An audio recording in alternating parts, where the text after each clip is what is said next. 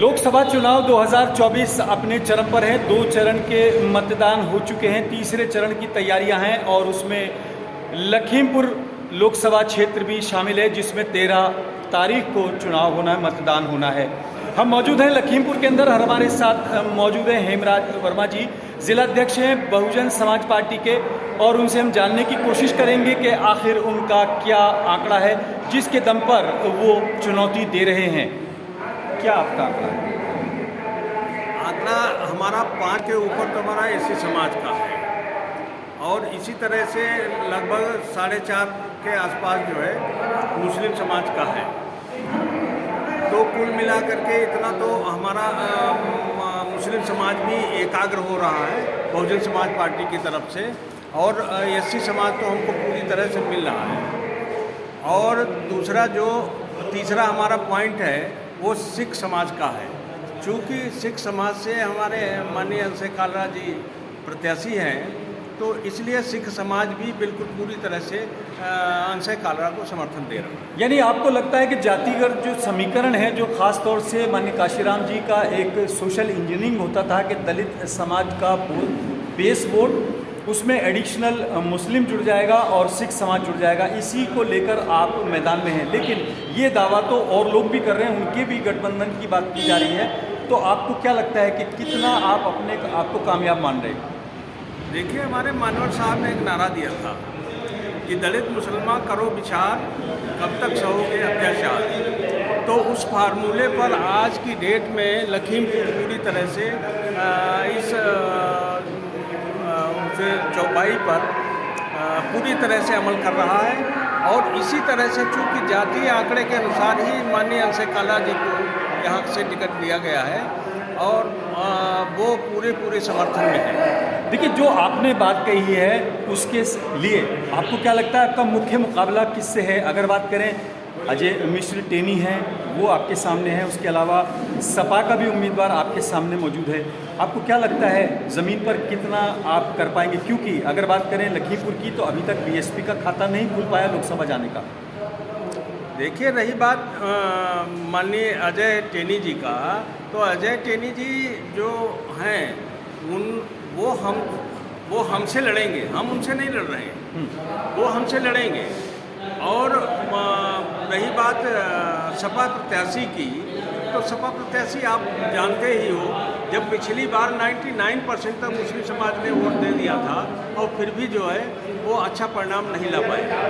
तो इस बार मुसलमान यही सोच करके पूरा बहुजन समाज पार्टी में कन्वर्ट हो रहा है। अच्छा, एक लास्ट सवाल, बहन जी की रैली है 7 तारीख में, क्या तैयारियां हैं? कैसे आपने उसको डिवाइड किया है? कैसे आप मैनेज कर रहे हैं?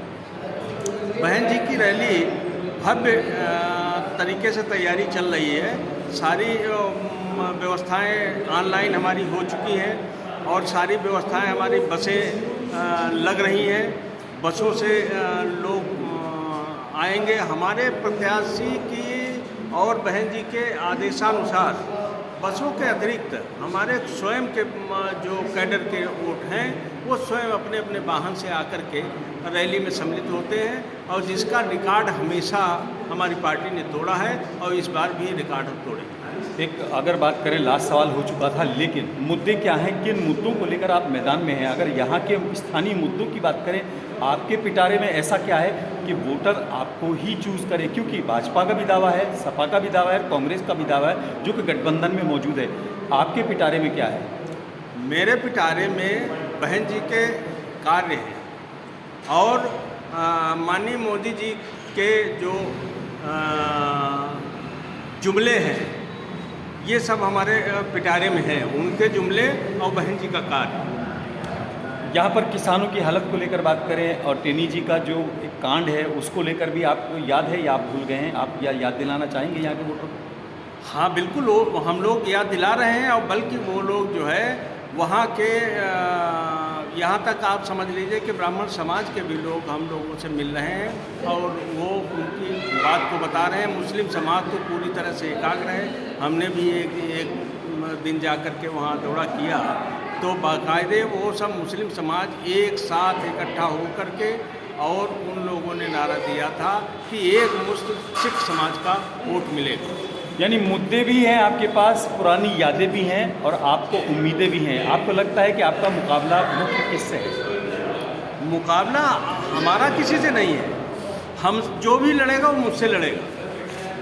मुकाबला किसी से नहीं है हमारा। तो ये समझ लीजिए कि हम अपर में हैं और जो भी लड़ेगा वो हमसे लड़ेगा। ये थे जिलाध्यक्ष लखीमपुर के, जिनका दावा है कि जो लड़ेगा हमसे लड़ेगा। लेकिन ये भी सच्चाई है कि अभी तक बीएसपी का भले ही खाता ना खुला हो यहाँ पर लोकसभा के अंदर जाने में, लेकिन उसका उत्साह कहीं ना कहीं कम नहीं है। ये अलग बात है कि बीएसपी के सामने भाजपा का भी मजबूत कैंडिडेट है, जो कि 2 बार जीतने के बाद तीसरी बार हैट्रिक बनाने की तैयारी में है। उनके मंसूबों को कितना रोक पाएंगे। उसके अलावा समाजवादी पार्टी और कांग्रेस का गठबंधन भी यहाँ पर जोर आजमाइश कर रहा है। ऐसे में बीएसपी के लिए अंशय कालरा कितने एक तरह से मजबूती के साथ यहाँ पर दावेदारी पेश करेंगे, ये दमखम बीएसपी कैडर का भी है और खुद उनकी टीम का भी है। आज फिलहाल इतना ही। अपने मेज़बान आज़ाद खालिद को इजाज़त दें। Thank you.